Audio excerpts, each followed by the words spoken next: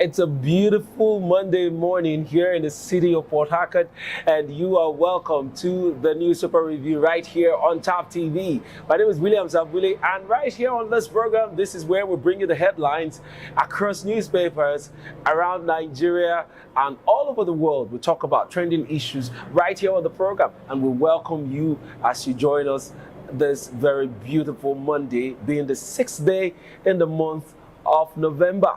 And right here on the program, I'm not alone. We have the usual suspect, Victor Sioku, right here on the program with me. You're welcome. Thank you. How was your weekend? Thank you. My weekend was nice, stressful, but nice. Yeah. And I also had the opportunity to watch the match between Newcastle and Arsenal. That has raised so much dust off our feet everywhere. Of course. And, it was a game with plenty of controversies, especially the VAR.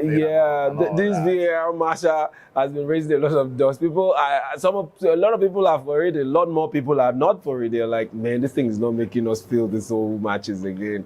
And I wonder why, though. We clamored for it. A lot of people clamored for, accuracy in the rulings in footballs. But now VAR seems to be doing that. But some people are saying that, are you sure this thing is really doing anything? After all, the machines are not automatic. They are manned by other referees behind the scenes. So what's going on? Yeah.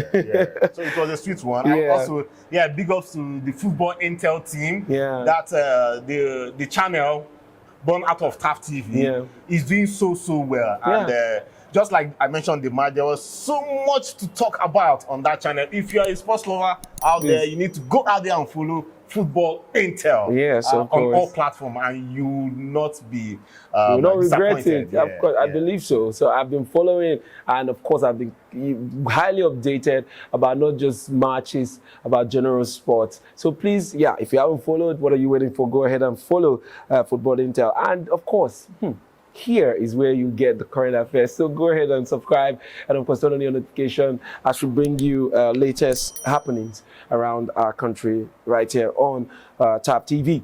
Let's see what the business of today on our newspapers look like, what is happened or what has happened within the last 24 hours or 48 hours. We'll begin with the Daily Sun newspaper. At the top there, we see headlines like Nigerians groan over rising cost of cooking gas. Orders. Have you bought cooking gas recently? No. I bought at 1,100 naira per kg. Are you serious? Yeah, it's that bad these days. And here from that very gas station that some other gas stations sell as high as 1,200 naira per kg. So it's not a very good time for people using gas. And of course, we know that a lot of homes in Nigeria use gas to do their domestic activities. So it's something that the federal government needs to look into. The other day, we also spoke about the high cost of diesel as 1,300 naira per liter. I mean, what's going on? And then, of course, there's a constant high in the price of petrol. These commodities we are speaking about are like the nerve of, how would I put it?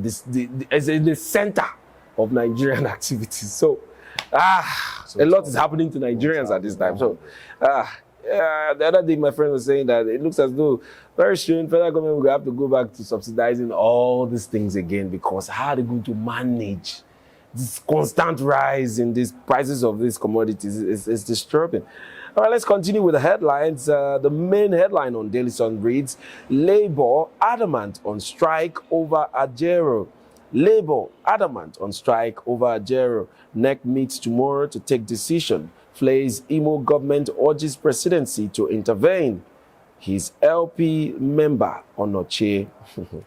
All right, we need to, follow that argument, the back and forth between the Labour and the Imo State government. And of course, politicians accusing the NLC of having their president or their leader as a, member of a political party. Well, page 6 of the Daily Sun newspaper is where you will get the entire detail. Moving on, we see headlines here. No going back on enactment of whistleblower law, declares federal government as CSO set to hold policy roundtable on protection law. We also see as headline, NAIT report, Tinubu sued over failure to probe missing $15 billion 200 billion naira oil revenues. And page 27 is where you get that detail in full. Bamod crowd as Diri ends Yenagua campaigns, says state capital development priority. Page 18 is where the entire story is.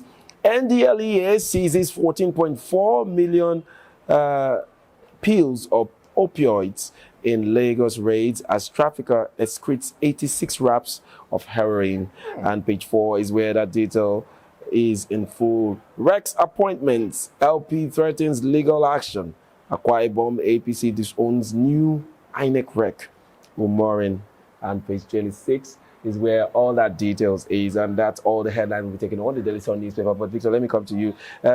Funny enough, we spoke about the fact that concerns have been raised by political parties vying for the upcoming elections that the federal government or the Senate are approving politicians as INEC recs in different states. But we see that it did not just end there.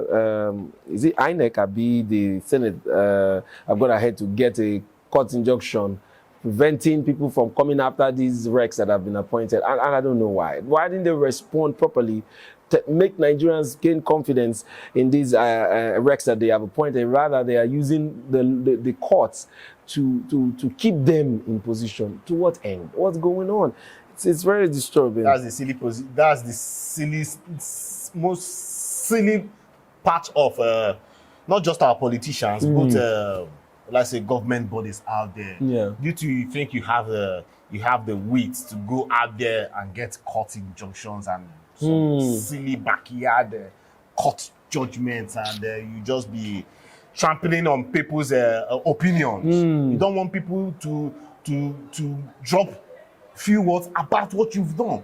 Okay, that is not even right. Why can't you listen to the people? After all, this INEC we're talking about, is it not to service the people? The people have come out to say, okay, these persons you have marked for appointment, that look at what we've seen about them, look at what you've seen about them. Instead of for you to go and do your own background checks, you're going to the court to stop the people from doing anything further about it. It's crazy. You remember the story of Loretta Onoche or so? That was the card-carrying member of the APC and was going to be, the INEC. Is it INEC? Still INEC rec. Yeah. And of course, she was red flagged, and Nigerians, didn't stop talking about it until, of course, they kept her aside. Same thing is happening now, and so it's not new. They always try to put in card-carrying members. Yeah, but also you just see the boldness. The boldness. You are seeing that this person is a card-carrying member of a party. Yeah. You still give approval for the person to become an umpire. And you expect that election to be smooth and fair. All right, we'll also go to the main story right here on the Daily Sun. Let's talk about that main story. It says Labour Adamant on strike over Ajaero. All right, we knew what happened to the Labour leader, that's Ajaero, on Wednesday last week when the Labour decided to go all out in protest against the ill treatment of workers in Imo State. And of course, they were met with heavy resistance by alleged thugs. They say they are thugs. They are not government officials. They are not law enforcement. They are just factions of the Labour that didn't agree to join the protest, and they resisted the move by the leadership of the NLC. And in that fracas, Joe Ajaero was badly injured. He was beaten up, and now the Labour is threatening to go on a nationwide strike to protest that kind of treatment by the Imo State government. What do you think is happening, and do you see this happening? Do you see this taking place? I mean to say, the strike, as it were, the threat of a strike against the federal government for not even intervening or saying anything about it. My brother, that strike might not hold because you are seeing the reaction from the people out there. It's like everyone is cold about what has happened. There's no much, energy to the strike. Over the weekend, we could have at least, there's no buzz even from the press, even from the politicians out there. It'd be like these guys have just, they've made the statement and so be it, we are moving on, okay? And also, many associations out there that are supposed to put in their words are not putting in their words at the moment. And that makes me feel that even if it happens, which I don't think it will happen, but even if it happens, it will not be. It will not take be, serious effect. Yeah, people will not take it so serious. But then again, I expected Nigerians to speak against the fact that Joe Ajaero was attacked. I mean, that's the one voice of the common man in Nigeria. That's the NLC. Exactly. And the leadership of that NLC was mistreated. It was beaten. Whether they say the people that beat him up are also members of the Labour Party, but I don't believe that. Days or before this planned protest, we hear the Imo State government coming out to say the Labour shouldn't come to Imo State for any protest because they have a civil relationship with the Labour Congress in Imo State. But yeah, the government of Imo State has a good relationship with the leadership of the Labour Congress of that state. But how about the workers? The workers are saying otherwise. They're saying that we're not okay. We're not all right. And then, of course, the Imo State government, the governor says it's a political matter, that the Labour is dancing to the political tune of his opponents and all of that. And that's why he does not believe in all of that, and that it should not hold. But unfortunately, Joe was keen on going out there to just protest, at least express themselves and say, we are not enjoying what you're doing to the workers in Imo State. And here we are. They were faced with very heavy resistance, and of course that has put the leadership of the NLC in a bad place health-wise. It's not okay, and we saw reports that he might be flown abroad for further treatment. Very unfortunate situation where I feel that they should allow people to speak. They should allow people to express themselves. Yeah. But I also think that, Nigerian politics is dirty. You cannot shy away from that. Yeah. So if I take you back to the days of Oshomole. Yeah. Mind you, a comrade is a comrade. Not many times, comrades are not seen as being politicians. Okay? But then, the most vocal Labour leader that I can say during my time in Nigeria has been Oshomole. True. But then, when he left his position, he was done with his tenure, he became a politician. He switched to become a politician. Yeah.